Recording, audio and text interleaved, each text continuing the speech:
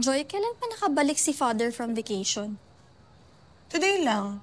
Nakapag-misa na nga siya kanina eh. Kaso pinapatapon niya sa akin itong mga papeles na to. Kasi ang weird lang, kaya sisiguraduhin ko muna sa kanya kung sure ba siya na itatapon ko.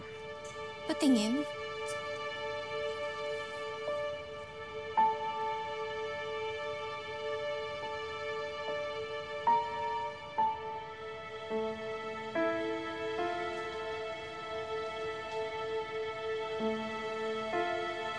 Nandito pala kayo. Arthur.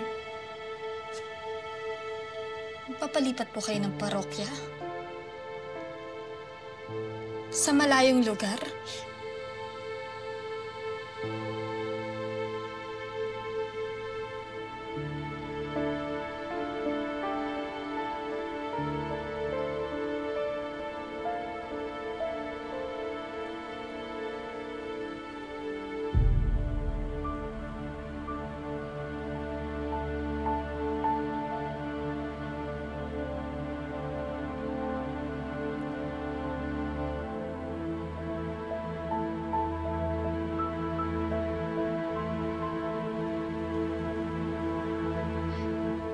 Alam kong wala akong karapatang umasa.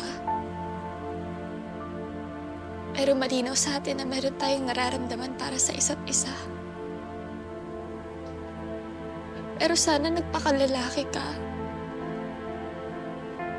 Sana sinabi mo rin sa akin na gusto mo ako. Kahit hindi mo kayang panindigan.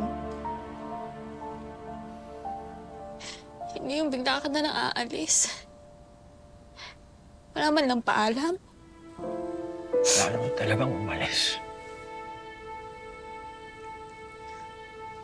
Kasi mali ito.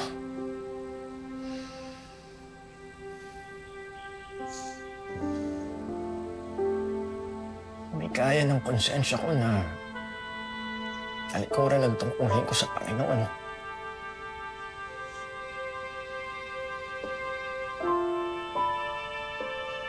Susumpa ako ng parokya, Clarice.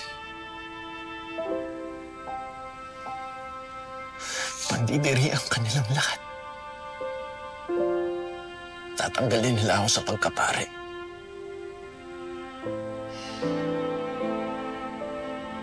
Natatakot akong lukuhin ang simbahan. Pero ayoko na rin lukuhin ang sarili ko.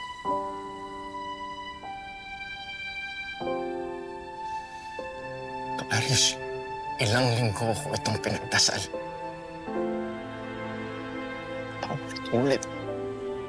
Ulit-ulit kong tinanong sa kanya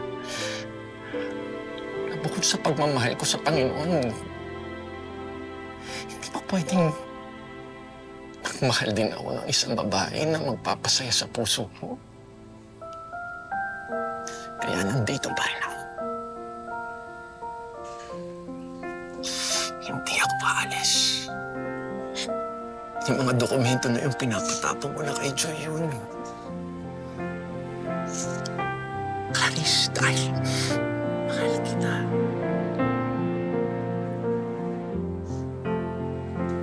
Mananatili ako. Maninindigan.